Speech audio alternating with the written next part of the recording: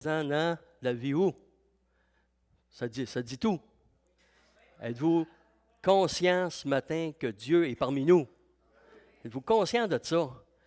Moi, de me retrouver dans une église avec des adorateurs de Dieu, oh, il n'y a rien de plus riche que ça. C'est une richesse de pouvoir se retrouver ensemble. Je vais dans plusieurs églises depuis le mois de septembre. Je suis quand même très occupé, et pour Projet Haïti, et pour faire des messages, des remplacements, puis de me retrouver ensemble à prier, à honorer Dieu, à lui dire, Seigneur, tu es digne, agneau de Dieu, tu es digne de recevoir mon adoration. C'est ce qu'on a fait ce matin ensemble. Et ce matin aussi, on va regarder la parole de Dieu. Après ça, on prendra un temps ensemble là, pour regarder Projet Haïti, qui va très bien. En passant, je vais très bien aussi. Ma femme Louise aussi vous salue. La température ce matin lui a dit, bon, c'est ça. Moi, je suis habitué de conduire dans des températures plus hasardeuses, toujours avec Dieu, évidemment. Mais elle vous salue et c'est ça. On va regarder quand même ce matin Hébreux chapitre 12, verset 1. Et c'est ce que c'est que je partage dans les églises là, depuis quelques semaines. Le beau verset que voici, Jésus est dans ce verset-là dans plusieurs endroits. Ça dit, « Nous donc aussi, puisque nous sommes, vous et moi, environnés d'une si grande nuée de témoins. » Parce que là, on vient de quitter le chapitre 11 qui parle de tous ceux et celles qui ont donné leur vie pour Dieu. On le voit, les héros de la foi, on connaît tous, on est tous des chrétiens d'une certaine expérience. Hébreux 11, 1, qui dit que la foi, c'est une démonstration. Mais tous ceux qui sont dans le chapitre 11 de Hébreux, ils ont donné leur vie pour Dieu. La majorité, c'est comme ça. Alors, nous sommes entourés, environnés d'une si grande nuée de témoins, rejetons tout fardeau et le péché qui nous enveloppe si facilement. Et ça, c'est le verset clé de ce matin. Et courons ensemble. Je cours parce que Dieu m'a confié une mission. Et Dieu t'a confié à toi aussi une mission. On est des missionnaires. Ce n'est pas parce qu'on porte le titre de missionnaire ou qu'on ne le porte pas, qu'on n'est pas en mission. Vous et moi, on est en mission pour Dieu. Courons avec persévérance. Persévérance. Ça, c'est ce que c'est que je crie à Dieu régulièrement. Seigneur, donne-moi d'être persévérant dans mon ministère. Pour toi, pas pour Jacques. Vous n'écoutez pas Jacques ce matin. Vous écoutez la parole de Dieu. Amen. Mais c'est vraiment ça. Je ne veux pas que vous regardiez Jacques comme... Je suis juste le messager. Je suis seulement celui qui passe ici ce matin et à qui Dieu a confié un message pour vous. Il manque une petite partie. Pour moi. Le message vient pour moi en premier. Alors, soyons persévérants dans la carrière qui nous est ouverte.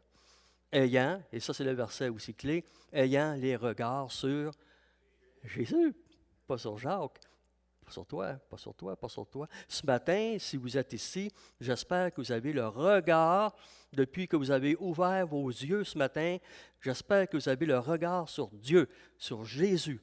C'est ça qui est l'important du chrétien, du message que nous avons reçu de sa part. Alors ce matin, on va quand même regarder rapidement ce qui s'est passé. J'ai appelé ça la génération Néhémie. Vous avez déjà lu le Néhémie, c'est quelques chapitres, c'est très intéressant. Alors Néhémie, dans le chapitre 1, on n'ira pas plus loin parce qu'il y a tellement de choses à découvrir dans le livre de Néhémie. C'est riche de la manière que Néhémie a été appointé par son Dieu pour aller faire une mission qui n'avait pas de bon sens. Une mission qui n'avait pas de bon sens, reconstruire les murs de Jérusalem, les murs qui avaient été détruits. Quand que Néhémie reçoit la réponse de ceux qui avaient été visiter la ville, il dit, la ville a été détruite. La ville est en lambeaux. La ville est en ruine. Puis lui, dans son cœur, c'est ça qu'on va regarder ce matin, dans son cœur, Dieu lui avait confié une mission, parce qu'on est des missionnaires. Puis le message ce matin, ça s'appelle « Dieu trace un chemin pour toi ». Et Dieu trace un chemin pour moi. Et je veux marcher dans ce chemin-là, avec vous, ce matin. En 2025, parce qu'on est tout près de l'année 2025, je veux continuer de marcher dans les traces que Jésus a déjà préparées pour moi. On va le voir tantôt dans un verset. Alors, rapidement, on ne lira pas, vous l'avez au tableau. J'imagine que la majorité, on a déjà lu Néhémie et l'appel qu'il a reçu. Mais il y a quand même 6 points intéressants dans Néhémie pour l'enfant de Dieu. Le premier, c'est dans les versets 1 à 3. L'intérêt de Néhémie pour le peuple de Dieu. Puis c'est encore comme ça en 2024. Vous devez, chacun de vous, avoir un intérêt pour le peuple de Dieu. Vous devez avoir un intérêt pour l'Église de Dieu. C'est la priorité. Moi, c'est vraiment ma priorité. On dirait que plus que je vieillis, plus que j'ai le goût d'être avec le peuple de Dieu. Plus que j'ai le goût de chanter avec le peuple de Dieu, plus que j'ai le goût d'adorer avec le peuple de Dieu, je veux me retrouver dans la présence du peuple de Dieu. Plus que j'avance en âge, puis tant mieux. Pourquoi? Parce qu'un jour, est-ce que c'est aujourd'hui, est-ce que c'est demain, est-ce que c'est dans 10 ans, dans 15 ans, je vais me retrouver avec le peuple de Dieu à adorer. On est tous bien de s'habituer. On est tous bien. Dieu va nous donner un nouveau corps, un nouvel esprit. Tout va être nouveau à ce moment-là. Mais le peuple de Dieu va être au pied de la croix, va être avec Jésus, le Fils de Dieu, parce qu'il a donné sa vie, il s'est acquéri l'Église. Hey, c'est un plan merveilleux, ça. C'est un plan qu'on ne comprend pas. On le vit. On est de ceux qui peuvent être observateurs de ce qui se passe présentement dans le monde. On est observateurs de ce qui se passe. Moi, je rends grâce à Dieu pour ça. On est là. On est dans le dernier kilomètre, je ne sais pas trop comment dire ça, dans les dernières secondes de la vie terrestre telle qu'on la connaît présentement, et on a l'opportunité, le privilège de pouvoir assister à ça et dans la paix. Le monde sait qu'il se passe quelque chose. Nous, on sait pourquoi que ça se passe. Hein? C'est ça. Puis moi, ça ne m'inquiète pas. Oui, j'ai des inquiétudes pour mes enfants qui ne sont pas tous sauvés. Pour mes amis qui n'ont pas encore donné leur vie au Seigneur, etc., etc. Mais Jacques, lui, toi, on est dans la paix parce qu'on le sait. Il n'y a pas de surprise avec Dieu. Dieu a un plan et il est en train de le mettre, il l'a mis en place. Il est là. Alors, l'intérêt de l'enfant de Dieu pour son peuple. La deuxième, c'est la confession que Néhémie a fait devant Dieu. Il se confesse lui-même, disant à Dieu, « J'ai péché. » Et on va voir qu'il a fait bien plus que ça. L'autre, versets 5 à 7, il reconnaît la grandeur de Dieu. Reconnaître la grandeur de Dieu. Ça, c'est incroyable. Je suis émerveillé de voir, et puis c'est une manière aussi d'apprendre comment je dois arriver devant le trône de Dieu. Frères et sœurs, est-ce que vous avez un endroit où ce que c'est que vous pouvez vous retrouver en paix avec Dieu? Est-ce que vous avez un endroit, une chambre, un dessous d'escalier, ton char? Oui, je le sais, vous allez me dire, ben oui, mais je conduis puis je prie Dieu. Oui. Puis c'est vrai. Je prie le repas, je prie Dieu, oui. Mais avez-vous un endroit où ce que c'est que vous pouvez confesser, vous confesser devant Dieu, prendre le temps de dire à Dieu, me voici devant toi tel que je suis. Pécheur, mais pardonné. Ça nous prend un endroit. Si vous étiez des plus jeunes chrétiens, il y en a quand même. Un endroit où ce que c'est que je peux me retrouver dans la présence de Dieu. Ouvre la porte et là, ton Père qui est dans les cieux entend. Et je prie. Je m'en venais ce matin en voiture toute seule. Je priais avec Dieu. Dieu conduisait quasiment. Je lui laissais l'opportunité. Mais je dis, par le Seigneur, j'ai tellement hâte d'être à l'église ce matin. C'est ça. Alors, versets 8 à 9, Néhémie rappelle les promesses de Dieu à Dieu. Et je ne sais pas si c'est ici que j'ai fait le message déjà là, sur les 2 disciples d'Emmaüs qui marchaient. Je crois que je l'ai fait ici, peut-être là, à peu près 1 an. Mais oui, leurs yeux avaient été empêchés de reconnaître que c'était le Sauveur. Tout était en train de le plein est en train de se faire, puis tout ça. Et Jésus marche avec les 2 disciples, ils s'en vont vers Emmaüs. Puis un des 2 disciples, il dit à Jésus, il est en train de prêcher à Jésus de Jésus. C'est tellement drôle, la parole de Dieu. Il est en train de lui dire, t'es-tu seul à ne pas savoir ce qui s'est passé en ville? Tu te gâtes, où tu étais pendant la fin de semaine? Aïe, aïe, aïe. Ben, c'est ça. Il rappelle Néhémie, dans le verset 8 à 9, il rappelle les promesses de Dieu à Dieu, tout simplement. Un petit peu plus loin aussi, dans le verset 10, il intercède pour le peuple. Les pasteurs se doivent d'intercéder pour leur Église. Pasteur, je sais que tu le fais, mais il faut le faire. On se doit. Vous devez intercéder pour votre pasteur. Pour moi, c'est facile de vous dire ça. Mais le pasteur aussi se doit d'intercéder pour chaque personne. Puis je sais que Sylvain doit le faire régulièrement, de prendre le temps de s'arrêter, puis de dire, Seigneur, voici mon peuple, je prie pour eux. Ça ne peut pas être autrement pour le pasteur. Et le verset 11, qui est intéressant, il dit, donne aujourd'hui le succès à ton serviteur et la grâce devant le roi Artaxerxès. Il demande le succès. Je demande le succès à Dieu, pas pour Jacques. Pas du tout. Jacques Plante n'est pas intéressé d'avoir le succès. Mais ce que je parle, par contre, c'est de viser Dieu, de mettre Dieu en premier dans les messages, dans les partages, quand que je parle d'Haïti, n'importe quoi. Seigneur, je veux être là pour toi. Et vous savez, j'ai regardé Néhémie, j'ai lu Néhémie, j'ai relu Néhémie, j'ai relu Néhémie. J'aurais aimé trouver un endroit où ce que c'est que Néhémie est appointé directement par Dieu. Il a été dans son cœur, effectivement. Mais moi, ça m'est arrivé. Je ne suis pas un extrémiste là, des choses, mais Dieu m'a déjà parlé clairement. Une fois, clairement. Ça m'est arrivé 2 ou 3 fois dans ma vie. Mais j'aurais aimé trouver que Néhémie, Dieu l'a appointé directement. Puis, hey, mon Néhémie, va reconstruire les murailles de Jérusalem. Non, à nulle part. Ah ben pourtant, Dieu avait le droit de le faire. Dieu a le droit de vous interlocuter verbalement, vous dire quelque chose parce qu'il l'a fait avec moi. Dieu peut le faire, mais c'est souvent quelque chose qui vient au cœur. Ça commence par le cœur. C'est là que ça se passe, ça se produit. Et j'ai regardé tous les chapitres, puis je n'ai pas trouvé ça. On voit même là, dans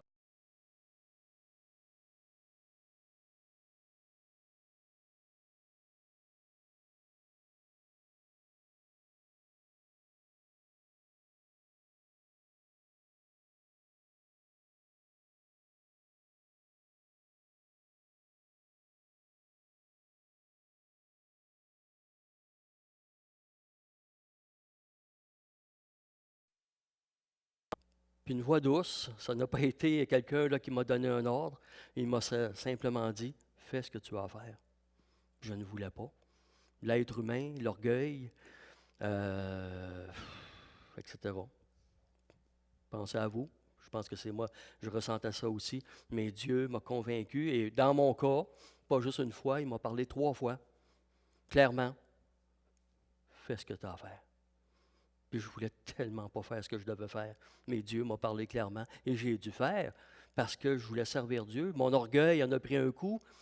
J'ai demandé pardon. Louise me disait depuis quelques semaines, fais-le. Puis je ne le faisais pas. Puis ce matin-là, j'étais obligé d'arriver à la maison et de dire à Louise, Dieu m'a parlé. Fait qu'avec un petit sourire, Dieu t'a parlé, Dieu t'a dit que tu devais faire ça, hein? Oui, effectivement. Alors, je ne sais pas pour vous. Mais Philippiens 2,13, un petit peu plus loin.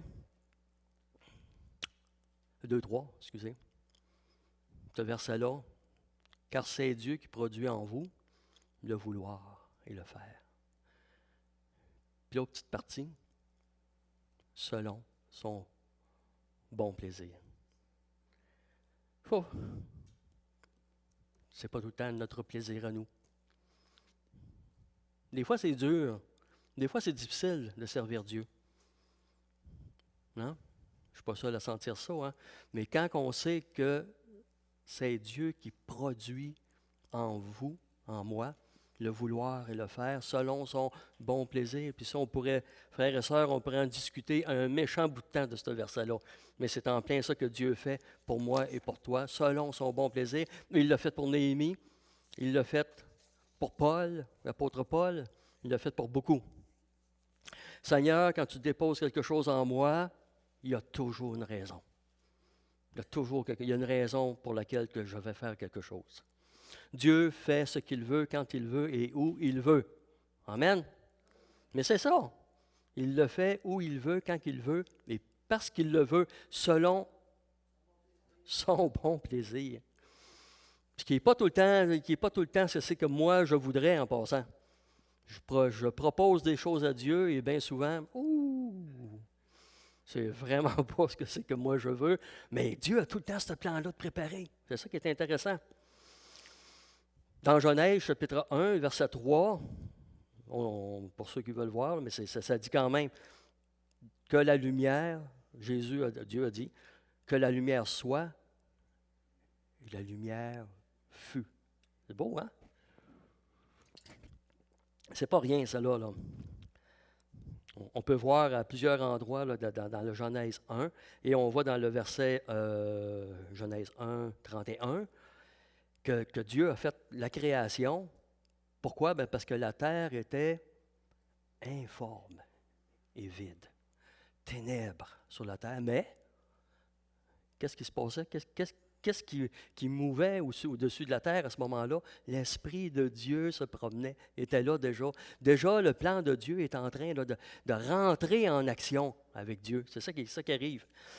Et pour la première fois, on voit dans le verset 31 que Dieu a vu que ce qu'il faisait ou qu'il avait fait était très bon. Très bon. Wow! Ben, ça me fait penser un peu à ma vie sans Dieu. Quand on n'a pas Dieu, on est ténèbres, on est dans le noir. Pensez à n'importe qui là, qui ne connaît pas Dieu ce matin, il croit peut-être être correct, mais dans sa vie, à lui ou à elle, c'est les ténèbres. Et Jésus est capable de faire la lumière. Et il l'a fait un jour dans ma vie. Je rends grâce à Dieu pour ça parce que je ne sais pas ce que j'aurais fait de ma vie. Honnêtement, quand que Dieu est venu me chercher, j'étais mais vraiment pas sur un bon chemin. J'étais jeune, j'avais de l'argent, j'avais le caractère pour faire des choses incroyables. J'avais fait des choses même que j'aurais pas dû faire, mais Dieu est venu dans ma vie, il a créé la lumière dans ma vie. Puis ça, je lui en rends grâce pour ça. Puis ça ressemble à chacun de nous, je suis bien sûr de ça. Oui, c'est ça. Dieu a parlé, Dieu m'a parlé. Et Dieu a parlé à Job dans le chapitre 40, verset 1. L'Éternel répondit à Job du milieu de la tempête. C'est ça que je vous disais tantôt. Verbalement, Jésus a parlé à son serviteur et il lui a dit. Il lui a dit dans le verset 2, « Saint terrain comme un vaillant homme, et je t'interrogerai et tu m'instruiras. » C'est ce que c'est que Dieu a dit à Job pour le ramener là, dans les bonnes choses. Alors, qu'est-ce qui est arrivé avec Néhémie? On va regarder 3 points, à peu près jusqu'à moins 25, moins 20. Moins quart. Youhou! OK, on y va. Je suis bien content. Pourquoi que Néhémie a été... il était bien, hein? Il était avec le roi, il était en chansons. Hein, il était bien placé, il avait une position extraordinaire. Vous en connaissez sûrement là, des gens là, qui sont bien, servent dans l'Église, sont en santé, ils ont des sous, tout ça, puis d'un coup sec, ils décident de partir. Des fois comme missionnaire, des fois comme pasteur. Des couples qui partent, des familles, j'en connais beaucoup. Pourquoi que Néhémie a quitté son bien-être? Vraiment. Peut-être que tu es appelé ce matin à faire quelque chose. J'espère que tu ne partiras pas pour des missions à Outre-mer. On ne sait jamais qu'est-ce que Dieu a pour toi. Mais il y a trois choses que Néhémie a ressenties. La première, Néhémie a reçu la faveur du roi. On l'a lu dans Néhémie 1.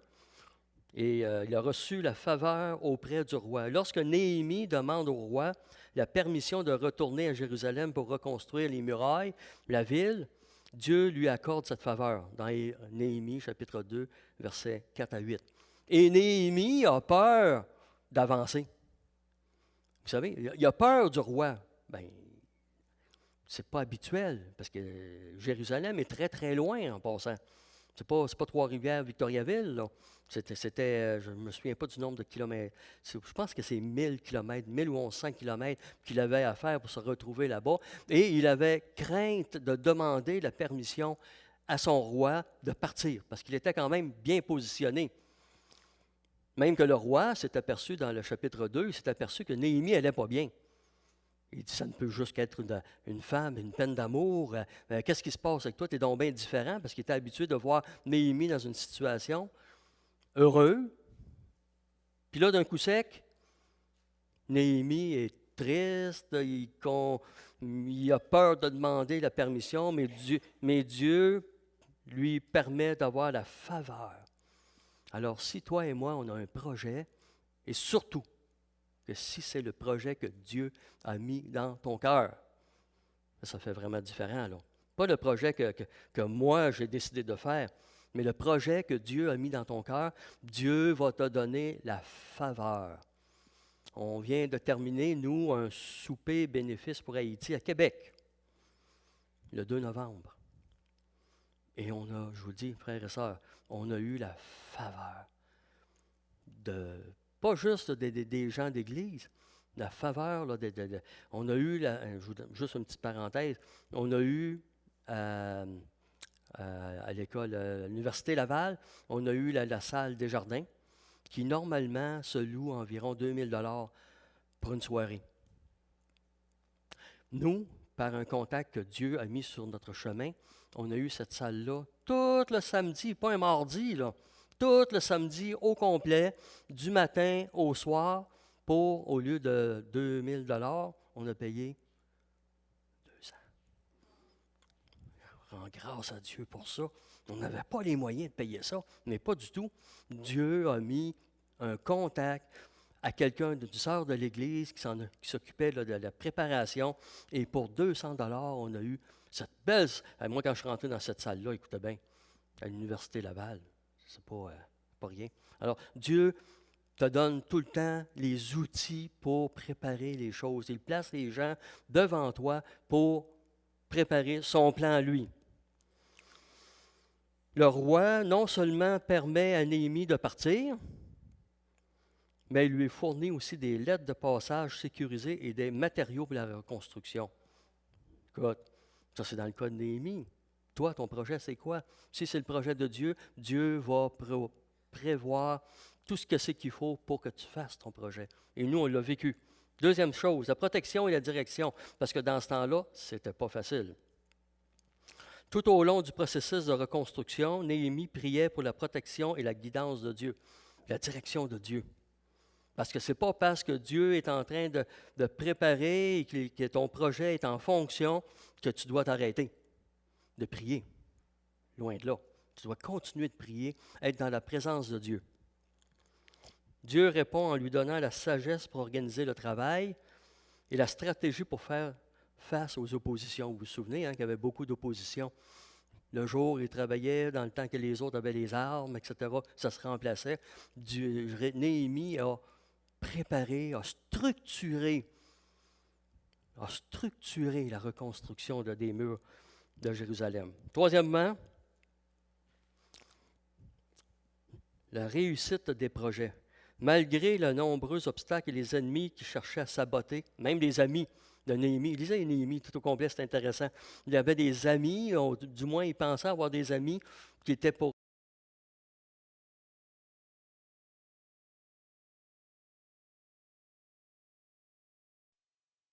la reconstruction des murs en un temps très court. Pourquoi?